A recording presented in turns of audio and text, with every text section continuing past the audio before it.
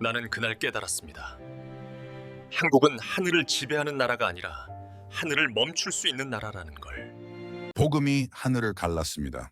태국 F-16 편대가 저공으로 날아가는 소리였죠.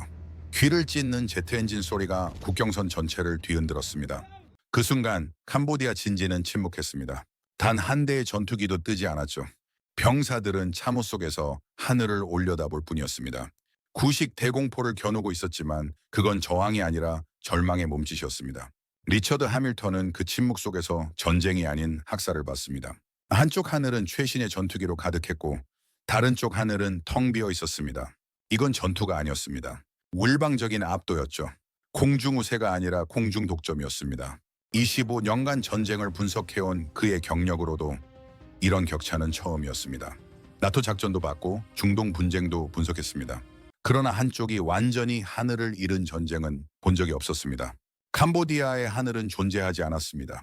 그리고 하늘 없는 전쟁은 전쟁이 아니라 처형이었습니다. 폭음이 하늘을 갈랐습니다. 태국 F-16 편대가 저공으로 날아가는 소리였죠. 그 순간 캄보디아 진지는 침묵했습니다. 단 한 대의 전투기도 뜨지 않았습니다.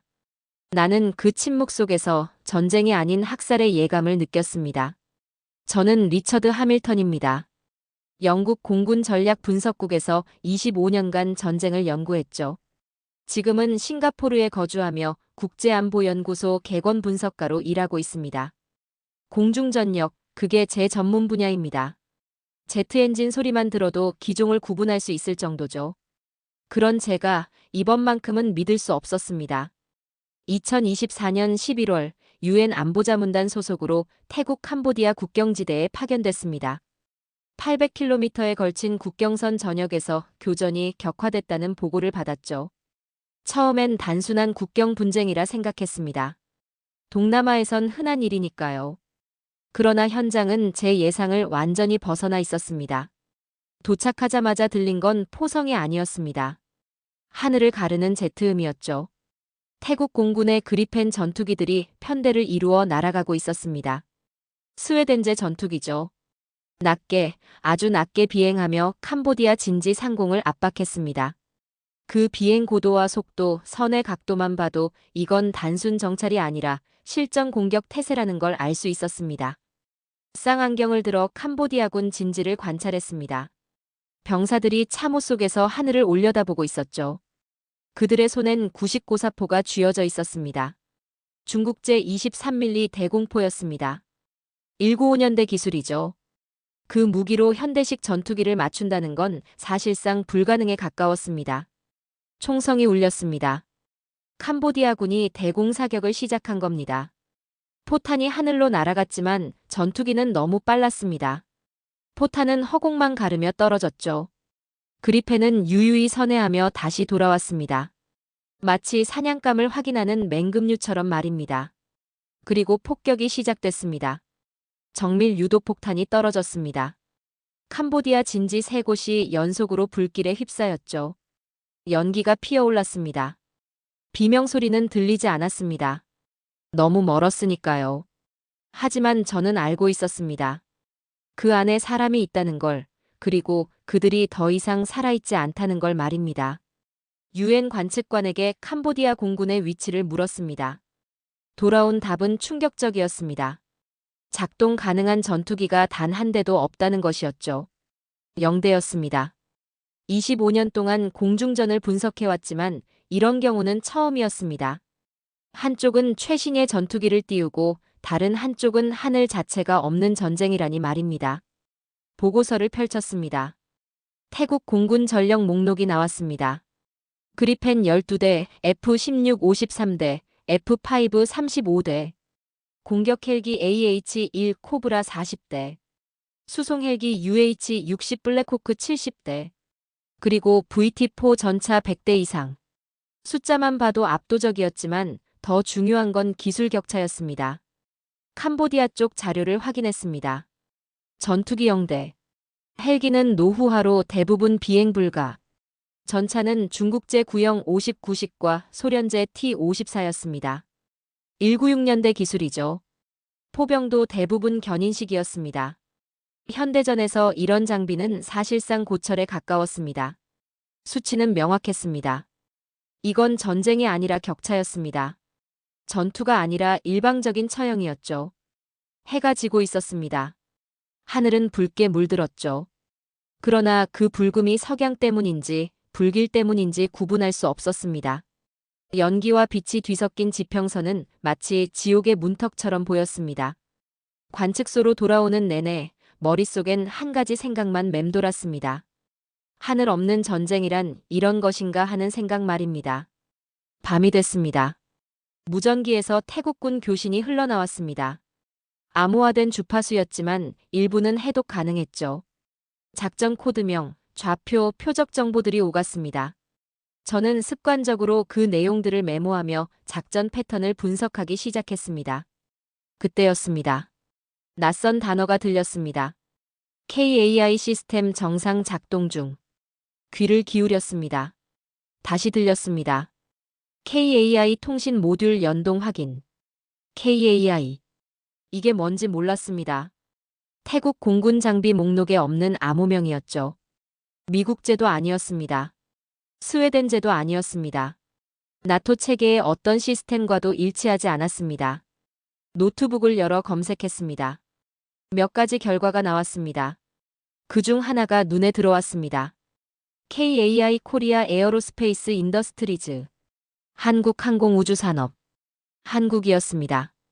이 압도적인 격차의 전장에서 이 일방적인 공중우세 속에서 한국이라는 이름이 섞여 있었던 겁니다. 처음엔 단순한 부품 공급 정도라고 생각했습니다. 그러나 무전 내용을 다시 들어보니 이건 단순한 부품이 아니었습니다. 시스템이었죠. 통신, 항법, 작전 연동을 담당하는 핵심 시스템 말입니다. 하늘은 여전히 침묵했습니다. 캄보디아의 하늘은 텅 비어 있었죠. 그러나 제 머릿속엔 새로운 질문이 울리기 시작했습니다. 한국. 그 이름이 이 전쟁에서 무엇을 의미하는가? 이 격차를 만든 힘의 일부가 정말 한국에서 왔단 말인가? 나는 창밖을 바라봤습니다. 어둠 속에서도 하늘은 여전히 불안정하게 빛나고 있었습니다. 그리고 저는 알았습니다. 내일부터 저는 전쟁이 아니라 기술을 추적해야 한다는 걸 말입니다. 다음 날 아침 태국 공군 작전 로그를 요청했습니다.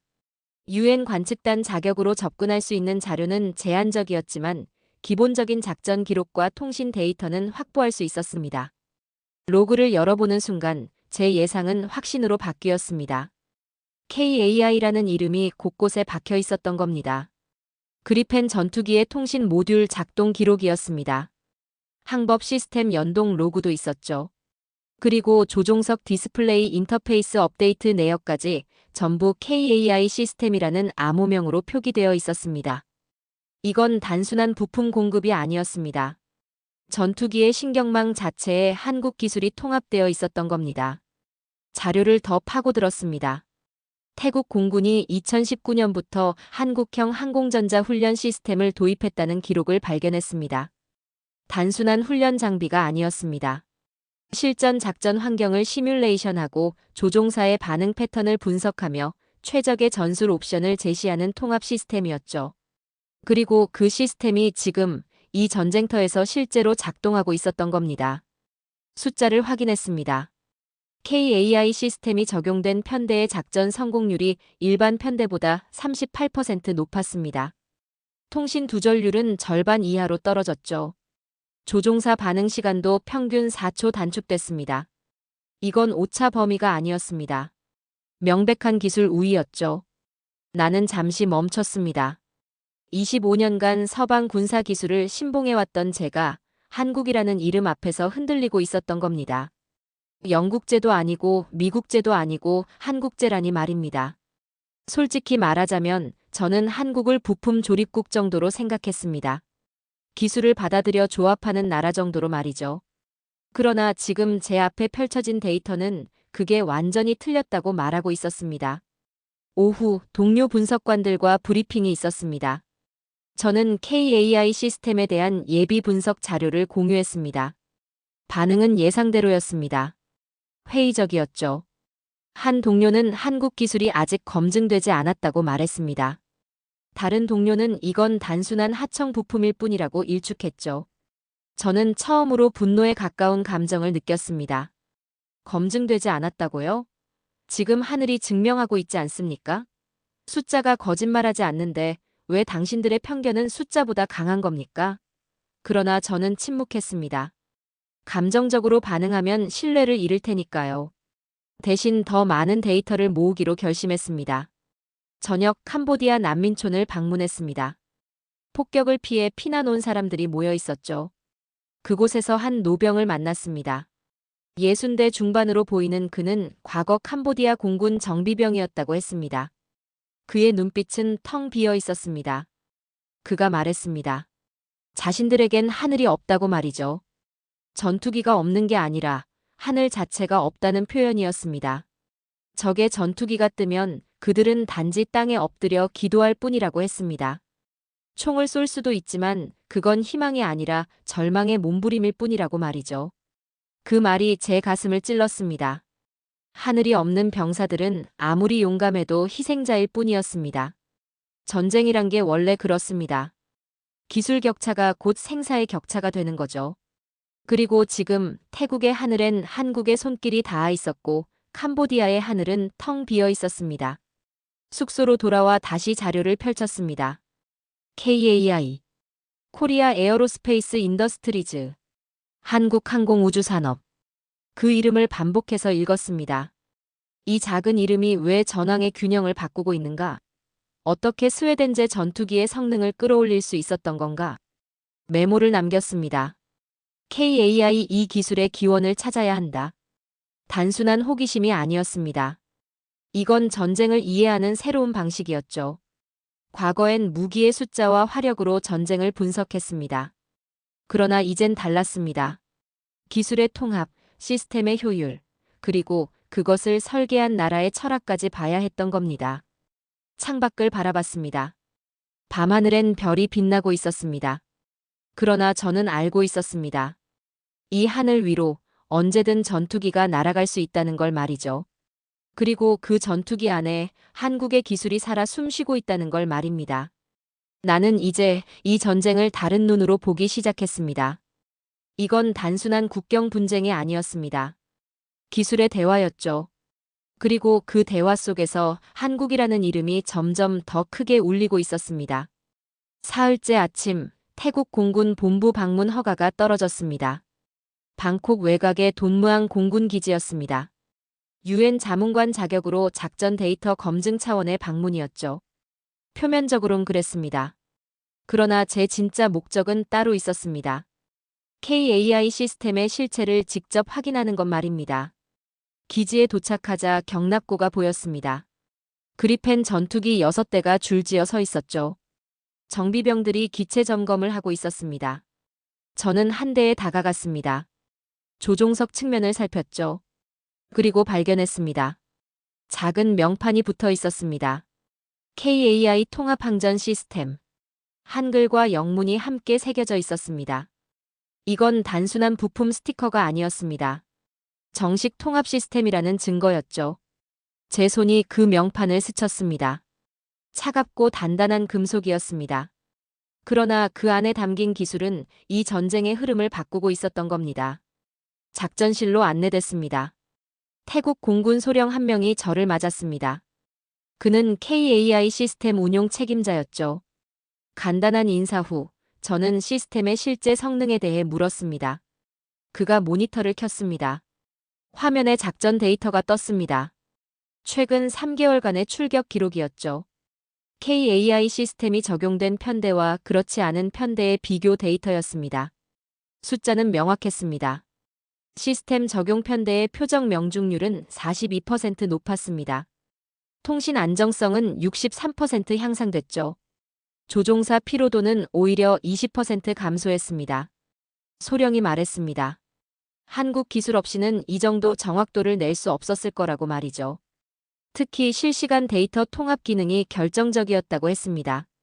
조종사가 판단해야 할 변수들을 시스템이 미리 처리해주니 조종에만 집중할 수 있다는 겁니다. 결과적으로 작전 효율이 배로 뛰었다고 했죠. 저는 그 숫자들을 응시했습니다. 42%, 이건 단순한 개선이 아니었습니다. 혁명이었죠. 전투기의 성능 자체는 같습니다. 엔진도 같고 무장도 같죠. 그러나 그 안에 들어간 시스템 하나가 전체 작전 능력을 근본적으로 바꿔놓은 겁니다. 자료를 더 요청했습니다.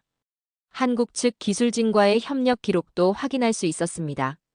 2019년 첫 도입 당시 한국 엔지니어 팀이 석 달간 현장에 상주하며 시스템 통합 작업을 했다는 기록이 있었죠. 단순히 장비를 납품하고 끝난 게 아니었습니다. 태국 공군의 작전 환경에 맞춰 시스템을 재설계하고 조종사 훈련까지 직접 담당했던 겁니다. 기록 중 한 문장이 눈에 들어왔습니다. 한국 측 프로젝트 매니저가 남긴 말이었습니다. 우리는 무기를 만드는 게 아니라 생존 확률을 높이는 기술을 만듭니다. 그 문장을 읽는 순간 제 안에서 무언가가 흔들렸습니다. 25년간 저는 무기를 분석해왔습니다. 화력, 사거리, 파괴력. 그게 전부였죠. 그러나 한국은 다른 방향에서 접근하고 있었던 겁니다. 얼마나 많이 파괴하느냐가 아니라 얼마나 정확하게 살리느냐를 고민했던 거죠. 오후 시뮬레이션 훈련장을 방문했습니다. 조종사들이 KAI 시스템을 활용한 모의 훈련을 하고 있었습니다. 화면엔 실시간으로 전술 옵션이 표시됐죠.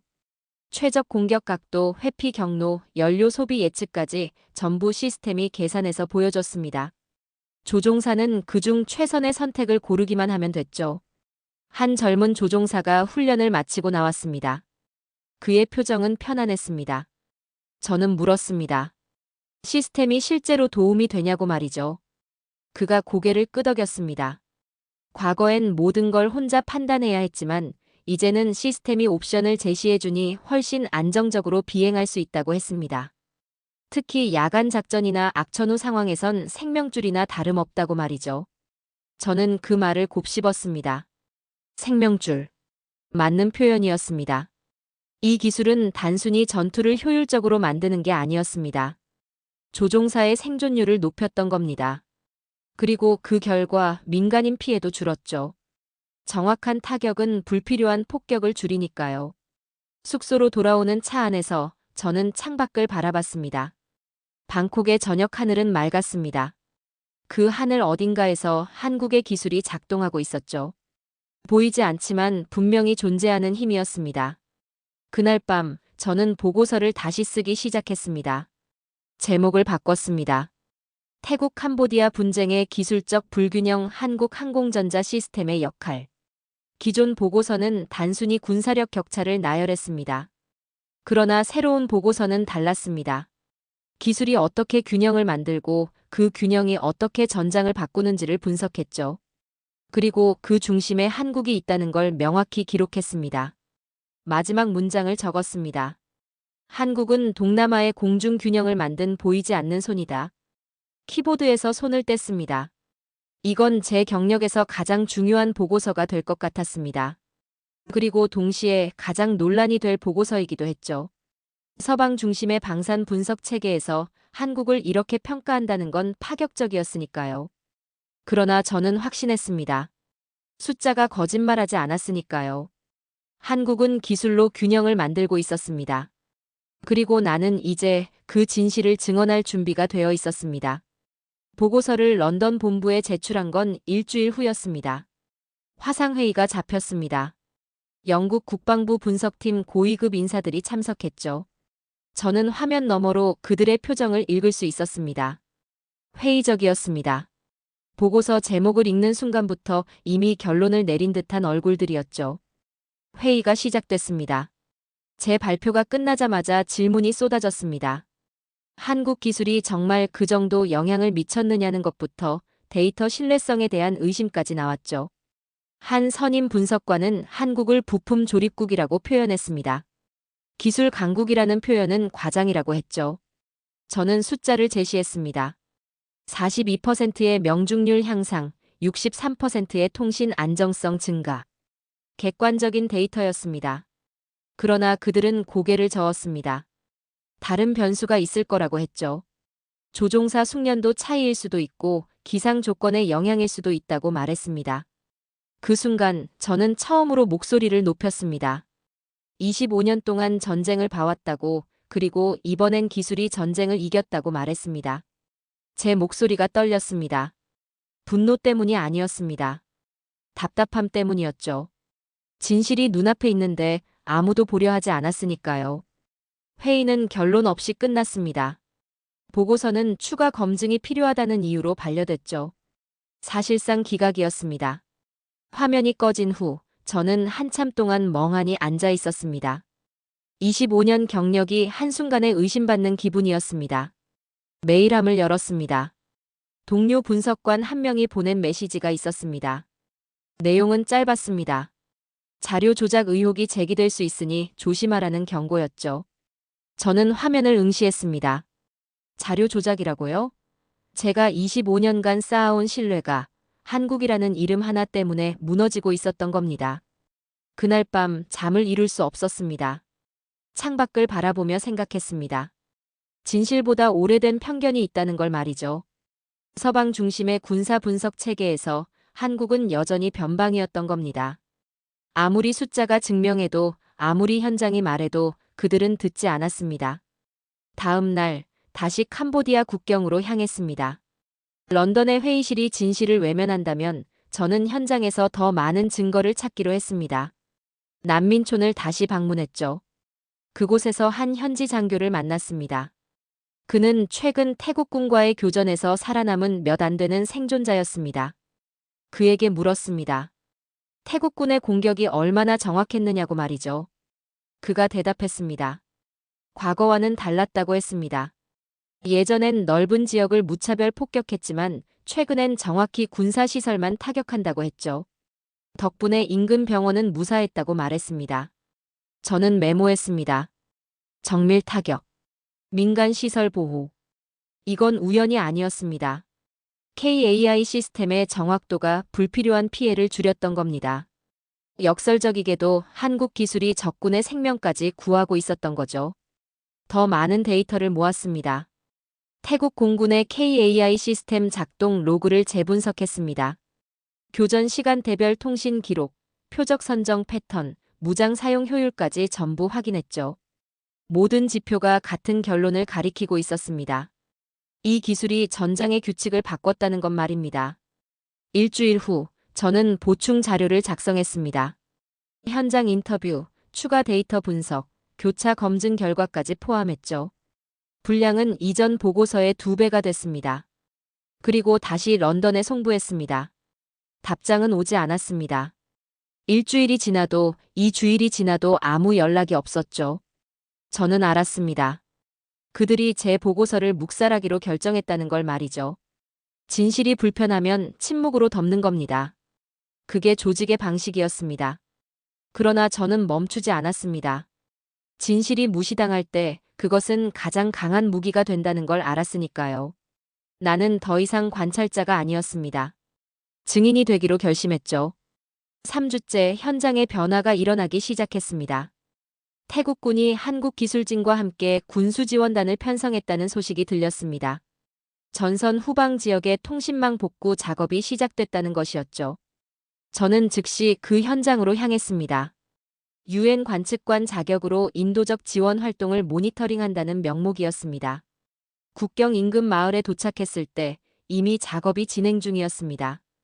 한국 기술진 서너 명이 태국 군인들과 함께 통신 장비를 설치하고 있었죠. 폭격으로 파괴된 기지국을 복구하는 게 아니었습니다.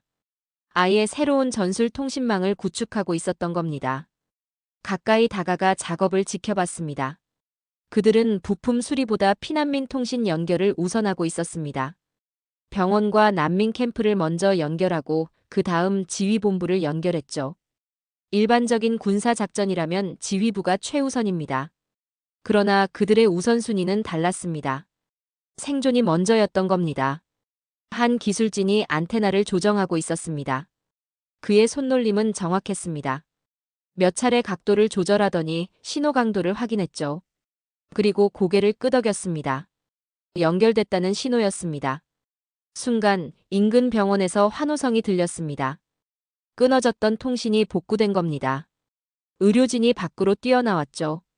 그들은 이제 외부와 연락할 수 있게 됐습니다. 의약품 지원 요청도 환자 이송 조율도 가능해진 거죠. 저는 그 광경을 지켜보며 깨달았습니다. 전쟁의 소음 속에서 들린 유일한 희망의 주파수였다는 걸 말입니다. 총성과 폭음 사이에서 통신망이 다시 살아난다는 건 단순한 기술 복구가 아니었습니다. 사람들이 다시 연결된다는 의미였죠. 오후, 통신망이 본격적으로 가동되기 시작했습니다. 병원, 난민 캠프, 지휘본부가 하나의 네트워크로 묶였습니다. KAI 시스템 기반의 전술 통신망이었죠. 암호화된 군용 채널과 민간용 긴급 채널이 분리돼 작동했습니다. 난민 캠프에서 한 소녀가 통신 단말기 앞에 섰습니다. 직원이 조작법을 알려줬죠. 소녀가 조심스럽게 번호를 눌렀습니다. 잠시 후 연결음이 들렸습니다. 그리고 누군가의 목소리가 들려왔습니다. 소녀의 눈에서 눈물이 흘렀습니다. 가족이었습니다. 일주일 만에 듣는 가족의 목소리였죠. 저는 그 장면을 보며 가슴이 먹먹해졌습니다. 이건 전쟁이 아니라 인간의 존엄을 지키는 싸움이었습니다. 한국 기술진이 만든 건 단순한 통신망이 아니었습니다. 끊어진 삶을 다시 잇는 생명선이었던 겁니다. 저녁 복구 현장을 떠나기 전에 한국 기술진 한 명과 짧게 이야기를 나눴습니다. 그는 피곤한 얼굴이었지만 표정은 밝았습니다.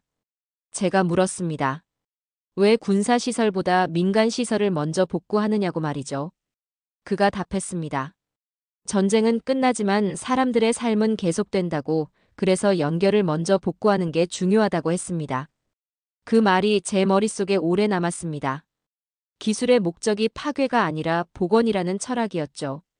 숙소로 돌아와 노트를 펼쳤습니다. 오늘 본 것들을 기록했습니다. 통신망 복구 장면, 소녀의 눈물, 기술진의 말. 그리고 마지막에 한 문장을 적었습니다. 그들은 무기를 만들지 않았다. 생명을 복원했다. 그날 밤 CNN과 BBC에서 뉴스가 나왔습니다. 태국군의 통신 혁신을 다룬 보도였죠. 그리고 그 배경엔 한국의 기술이 있었다는 내용이 포함됐습니다.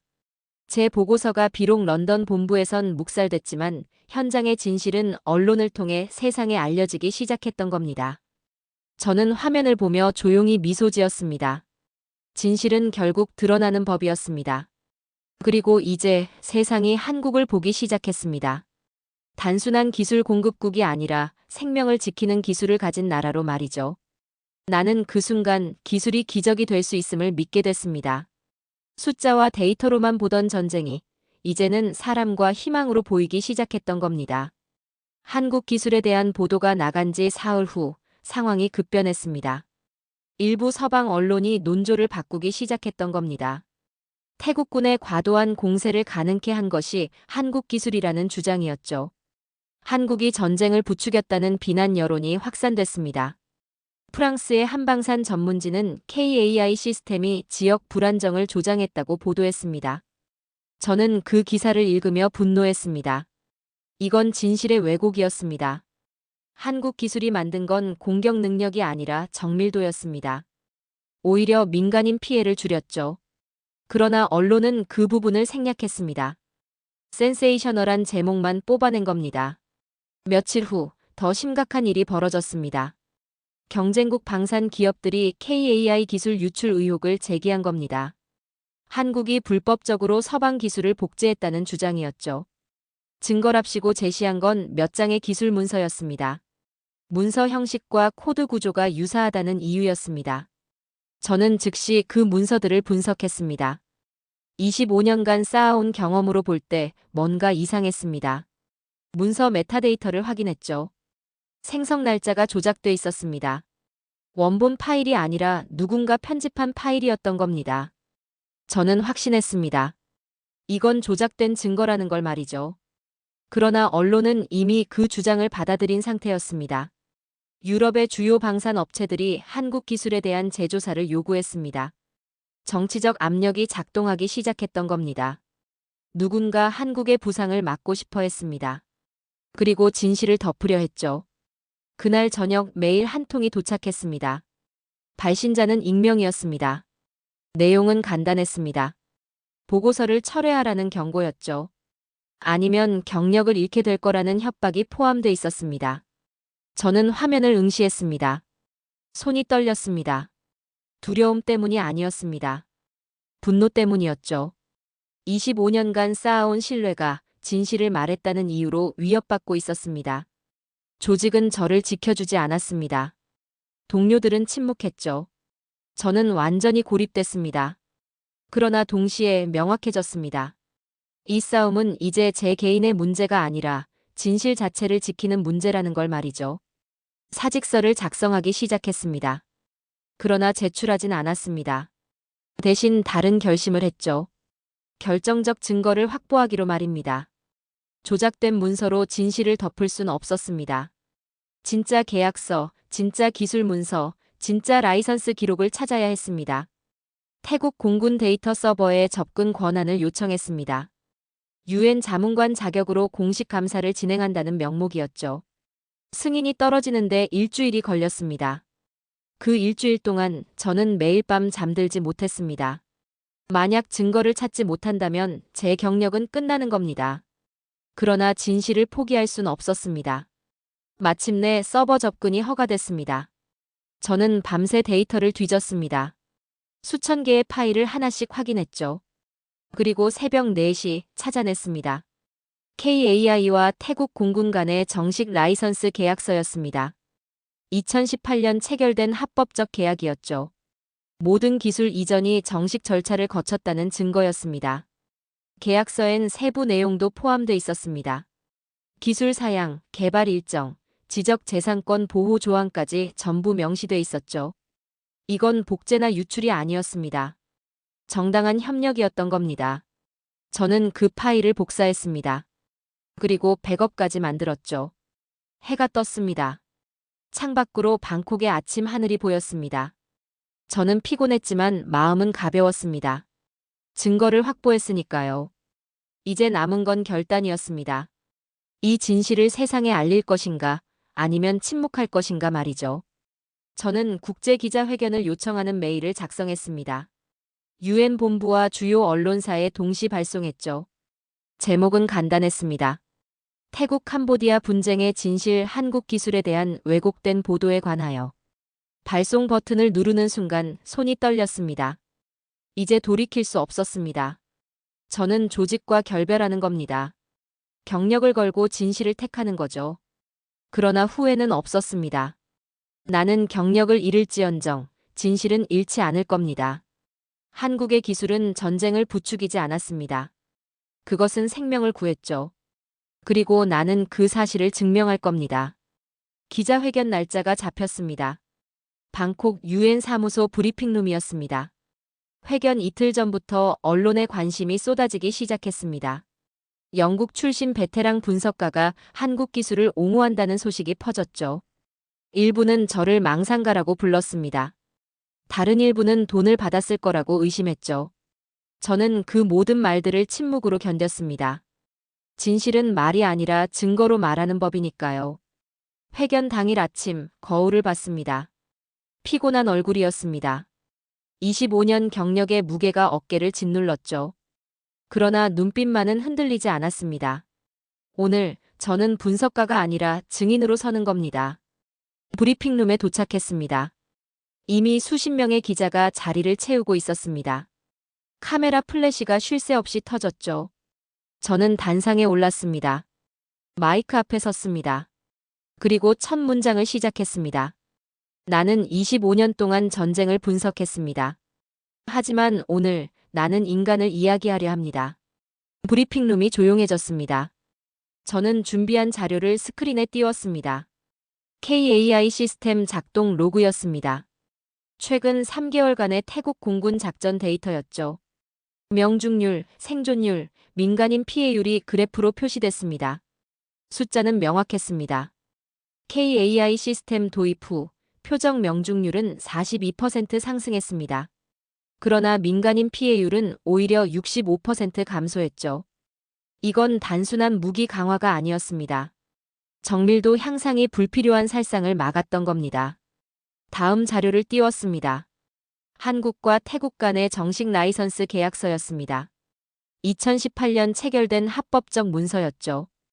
기술 유출이라는 주장이 거짓임을 증명하는 결정적 증거였습니다. 모든 기술 이전이 국제 규정에 따라 진행됐다는 내용이 명시돼 있었습니다. 저는 말했습니다. 이건 무기가 아니라 생명을 지키는 기술이었다고 말이죠. 한국은 전쟁을 부추기지 않았습니다. 오히려 전쟁의 피해를 줄였던 겁니다. 조종사의 생존율을 높이고 민간인 피해를 최소화했죠. 이게 진짜 기술의 목적이라고 말했습니다. 잠시 침묵이 흘렀습니다. 그리고 기자들의 플래시가 일제히 터졌습니다. 질문이 쏟아지기 시작했죠. 저는 하나하나 답했습니다. 데이터의 출처, 계약서의 진위, 분석 방법론까지 전부 공개했습니다. 숨길 것도 꾸밀 것도 없었습니다. 회견이 끝난 후 언론 보도가 즉시 시작됐습니다. CNN은 영국 분석가, 한국 기술이 민간인 피해 줄였다고 증언이라는 제목을 뽑았습니다. BBC는 KAI 시스템, 분쟁 억제 효과 입증이라고 보도했죠. 유럽 언론들도 논조를 바꾸기 시작했습니다.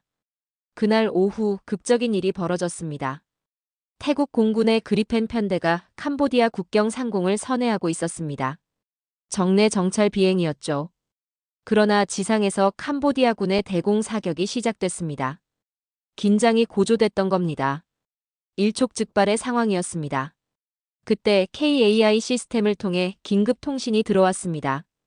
UN 중재팀의 정지 명령이었죠. 양측의 즉각 전투 중단을 요청하는 메시지였습니다. 시스템은 그 명령을 실시간으로 모든 편대에 전달했습니다. 태국 조종사들이 명령을 받았습니다. 폭격을 준비하던 손이 멈췄죠. 시스템은 자동으로 무장 안전 모드로 전환됐습니다. 조종사들은 선회하며 기지로 귀환했습니다. 폭탄은 떨어지지 않았습니다. 지상에서도 총성이 멈췄습니다. 캄보디아군도 유엔의 중재 메시지를 받았던 겁니다. 양측 모두 후퇴했습니다. 그날 국경엔 총성 대신 침묵이 내렸습니다. 저는 관측소에서 그 광경을 지켜봤습니다. 하늘에서 전투기가 사라지는 모습을 봤죠. 그리고 깨달았습니다. 기술이 총성을 멈췄다는 걸 말이죠. KAI 시스템이 공격을 위해 만들어진 게 아니라 통제를 위해 설계됐다는 걸 그 순간 확실히 알았습니다. 그날 밤 태국과 캄보디아 양국 정부가 공동 성명을 발표했습니다. UN 중재안을 수용하며 즉각 휴전에 들어간다는 내용이었죠.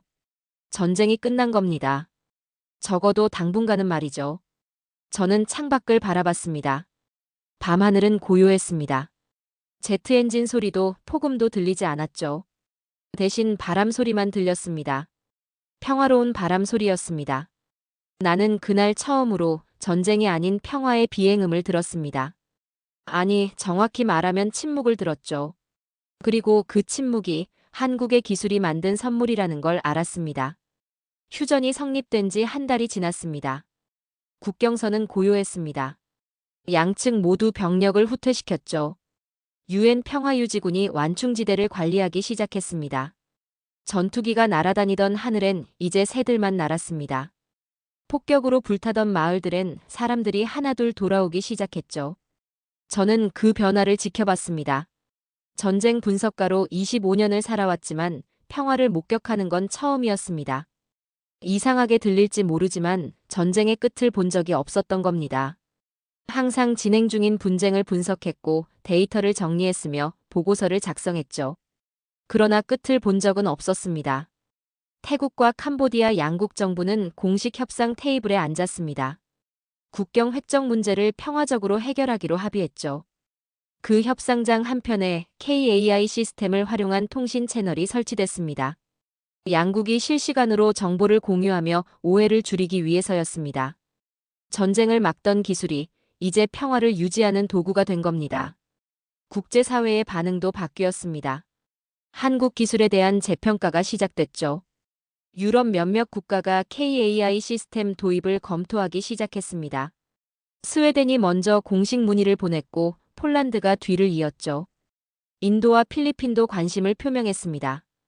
언론은 이를 한국형 기술 외교라고 불렀습니다. 무기가 아니라 시스템을, 파괴가 아니라 균형을 수출하는 방식이라고 평가했죠. 과거엔 방산 수출이라면 전투기나 전차 같은 하드웨어를 떠올렸습니다. 그러나 한국은 다른 길을 보여줬던 겁니다. 생존과 정밀도 그리고 통제 가능성을 파는 거죠. 저는 그 변화를 보며 깊은 감동을 받았습니다. 25년간 제가 봐온 방산 시장은 단순했습니다. 더 강한 무기, 더 많은 화력, 더 넓은 파괴 범위. 그게 경쟁력이었죠. 그러나 한국은 질문 자체를 바꿨습니다. 얼마나 많이 부수느냐가 아니라 얼마나 정확하게 지키느냐를 물었던 겁니다. 영국 왕립방위 아카데미에서 연락이 왔습니다. 제 보고서를 정식 논문으로 채택하고 싶다는 내용이었죠. 제목은 바꿔달라고 했습니다. 학술적으로 더 적합한 표현으로 말이죠. 저는 새로운 제목을 제안했습니다. 설계된 균형 한국식 방산 모델의 전략적 함의.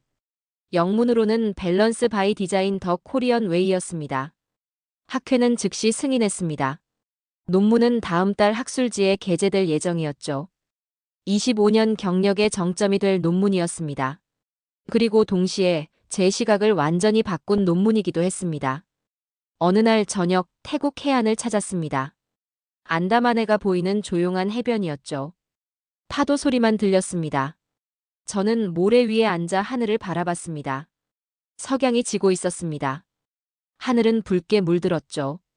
그러나 이번엔 불길 때문이 아니었습니다. 자연의 빛이었습니다. 생각했습니다. 강국이란 무엇인가 하고 말이죠. 과거엔 답이 명확했습니다. 더 많은 무기, 더 큰 군대, 더 넓은 영토. 그게 강국의 조건이었죠. 그러나 이제 그 정의가 흔들렸습니다. 한국은 그 어느 것도 최고가 아니었습니다. 그러나 균형을 만들 줄 알았죠. 기술로 평화를 설계할 줄 알았습니다. 진짜 강국은 남을 제압하는 나라가 아니라 남을 살릴 줄 아는 나라였습니다. 하늘을 지배하는 나라가 아니라 하늘을 멈출 수 있는 나라였죠. 그리고 한국은 바로 그런 나라가 되고 있었습니다. 문득 떠올랐습니다. 한 달 전 난민 캠프에서 본 소녀의 얼굴이 말이죠. 통신이 복구되어 가족과 통화하며 울던 그 아이가 말입니다. 그 눈물이 진짜 기술의 의미였습니다. 숫자나 데이터가 아니라 연결된 삶이었죠. 끊어진 희망을 다시 이어주는 것이었습니다. 해가 완전히 졌습니다. 어둠이 내렸지만 무섭지 않았습니다. 별이 하나둘 떠오르기 시작했죠. 밤하늘은 고요했습니다. 전투기 엔진음도 폭격 소리도 들리지 않았습니다. 대신 파도 소리만 규칙적으로 밀려왔습니다. 나는 마지막 기록을 남기기로 했습니다. 노트북을 열어 타이핑을 시작했습니다. 보고서가 아니었습니다. 증언이었죠. 나는 평생 전쟁을 분석했다. 그러나 한국을 알게 되며 처음으로 평화를 이해했다. 그들의 기술은 전쟁을 멈추었고 그 철학은 세상을 바꾸었다. 과거엔 무기의 숫자로 승패를 판단했다. 그러나 이제 안다. 진짜 승리는 얼마나 많이 쏘느냐가 아니라 언제 멈출 수 있느냐에 달려있다는 걸 말이다. 한국은 하늘을 정복한 나라가 아니다. 하늘을 멈출 수 있는 나라다.